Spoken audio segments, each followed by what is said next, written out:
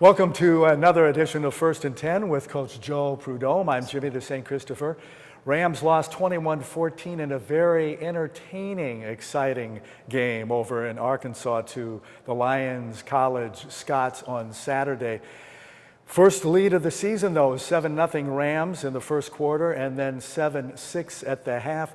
Coach, how important is that, getting that first lead for the development of a young team? Oh, it was great. It was a new experience for us. It gave us a little heightened intensity.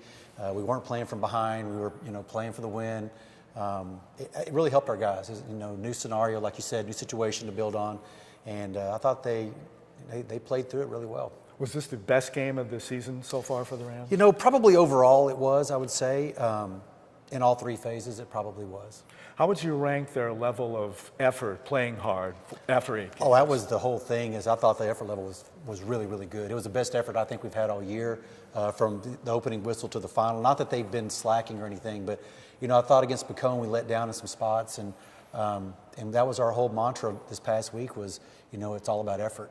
The one thing you can control is your effort, and they did a fine job of that. And again, you had some early turnovers. Is that becoming the signature of the defense? The defense is really stirring around, man. They got I'll tell you, Duckworth's doing a great job with them, and he told them, you're going to, that motion goes away, you're going to come to the edge, and you're going to have a chance for a strip sack. Be prepared for it. Don't be surprised. And just like he wrote it, it just came out true in the second drive. Speaking of writing things, they had written that Dwan Colbert had the strip sack, but he got credited for a sack he didn't have. Right, it was Jordan Purnell came off the edge. That's an easy enough mistake. It was 33 instead of 43, but yeah, it was the freshman, Jordan. And Jason Ramsland had another recovery of that strip. Yes, he had a scoop. He tried to score. They caught him, had a guy right on top of him. We got a block on the one guy. It had been a strip sack and a score.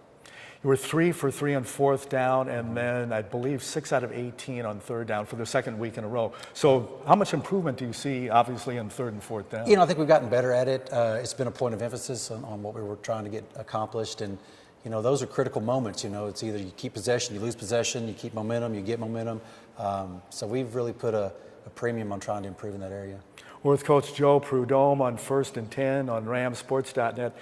How about that halo call, the halo? I thought that was defunct. How can they call that if it's not a rule? There were several things in that game at the end that I don't have any idea where it came from, but they didn't know what the call was. The good thing was for us, we did the little pooch kick and made the catch, and I'm sitting there asking what went on, and when he said halo, I said the halo's been gone for so long. He goes, well, you just got to give them a chance to catch, and I'm like, no, you don't. You can take the ball away, but you can't touch them in the process. But and we didn't, but. It's one of those things. When you're not going to get a break, you're not going to get a break. And you didn't. No. The Rams outgained the Scots in total yards, first downs, and then in rushing, too. And Jamarcus Jones dented the 100 mark. So yes. How did the offense look to you? The offense looked pretty good. Well, our throwing games right now, we're struggling in our passing game. But our run game, I thought, looked really good the other day. And the offensive line had one of their best games, even though we were banged up and playing a lot of backup guys. And I thought they really rose to the occasion. I challenged them last week. I just did not want to see the quarterback on the ground with nobody over there to come pick him up, and they need to have more of a sense of pride in how they're going to protect their quarterback and their running back, and it carried over into the game, which was good, and I think it gave them more of an edge to play with this past week. How much pressure is that, obviously, on quarterback Eric Richards when he's constantly under heat and they're bringing the wood, so to speak? It's tough. I mean, you can say what you want. It's easy to sit there and watch a film because you get to rewind it and take a look in slow motion and all that, and he's having to do everything live with bullets flying. And people are coming after him. They're putting the heat and the blitz on him. So it's, when you flush him, he's got to try to keep his eyes downfield, which he does a pretty good job of. He missed a few reads this week, but how do you fault him when he's really running for his life at times? But he's really good at creating plays and making some things happen. Armchair quarterbacking is easy from the comfort it's easy of for the everybody. couch, right? That's exactly right. The farther away you get, the harder, or the easier it looks, but the closer you get when you get down in that field in between those lines. No question about it. A lot more difficult. Yeah, when somebody's trying to really hurt you. Exactly. It makes a big difference. Exactly. Yeah. Especially when you have a banged up offensive line, right. too, as well. Exactly. Well, size up Eric, his second start at quarterback. You kind of did there, but did you see improvement from the week before, this being his second start? In some areas, yes, in some areas, no. He threw the ball. He didn't throw the ball quite as well this week as he did last week. Some of his reads were better this week in who he was going to throw to.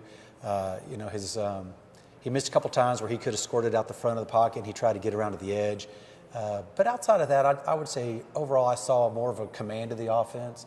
It's hard to quantify a quarterback's performance solely on numbers. There's an impact overall. Impact overall on your whole offensive unit. And since we probably had one of our better outings, I think his calmness in the huddle, his leadership in the huddle, that carried over to some of the other positions and kind of gave him a little more focus. You've always talked about the Central States Football League being a tough league, tough conference, and it continues now. You have the first of 2 home games. It's Educator Appreciation Day, Saturday at Farrington Field. 2 p.m. kickoff at noon, Hank's Ram Fest on the east side of Farrington. Remember, no alcohol, no flame. Besides Wayland Baptist, they're 3-5 overall, 3-3 in the conference, in the league. Well, they're good. Their offense, they do a real good job on offense. The quarterback makes a lot of good decisions. They're seasoned up front. Their offensive line is pretty veteran. The defense gives you a lot of different looks to confuse quarterbacks and to just confuse line assignments. With that type of approach, it makes it tough, but there's also opportunity to catch them in a bad look that you can take advantage of.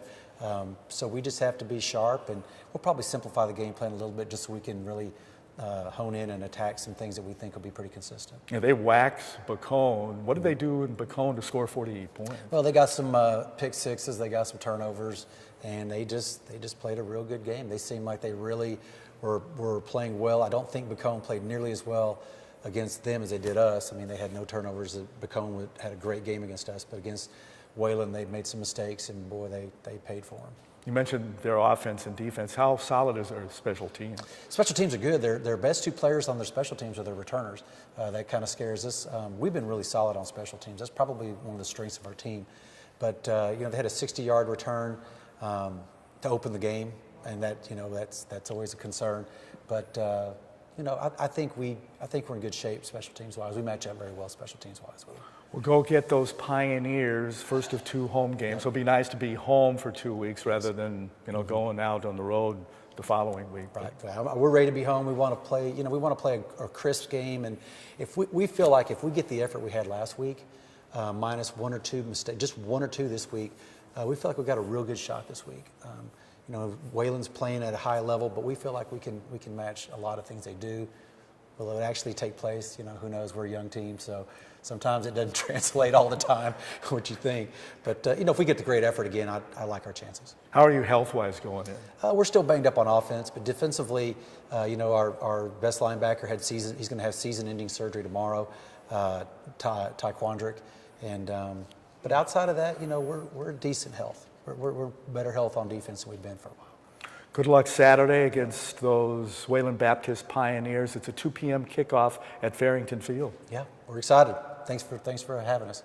Thanks for being here, Coach Joe Prud'homme, 1st and 10. We'll do it again next week. So long.